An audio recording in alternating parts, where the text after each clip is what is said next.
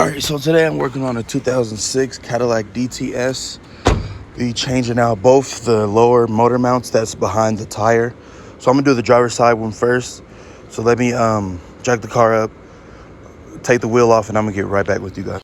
Alright, so the one that's on the driver's side, let me show you guys which one that is. It's this one. So we're gonna be replacing this one right here. See? So what we're gonna do now, I'm sure these are 15 millimeter bolts, but as you see, there's two on the bottom. You can move this out the way if you need to. And then there's some on top. So I'm gonna unloosen all of these. 1, 2, 3, and 4. Then the two on the bottom. Then I'm gonna jack the engine up and show you guys what that looks like. All right, so now I just got those 3 top bolts that I told you about. They're all the same size, so I don't think you gotta worry about mixing them up. So after that, I jacked the engine up just a little bit just to separate this plate from the engine. Now I'm just gonna get rid of these bolts, which I believe are 15s. So once I get those off, this whole thing should come off, come loose. As you see, yeah, this is bad. Yeah, so I'm gonna go ahead and get those bolts off and take this thing out. Sorry about that, but I got the other 2 nuts off, which was, I used 11/16, which I think is like an 18, I believe. So now, you see this? Just take that right up out of there. This is real simple. This one was easy. I'm sure the other one's gonna be a little difficult, but now take these 2 bolts off. These are 13s because we got to transfer this to the new one. So let me take these off and I'm gonna get right back with you guys. All right, so here is the old piece. Man, that thing was gone. And here's the new one right here. Just transfer. So the 2 13 millimeter bolts is right here. Transfer your new one on there like that.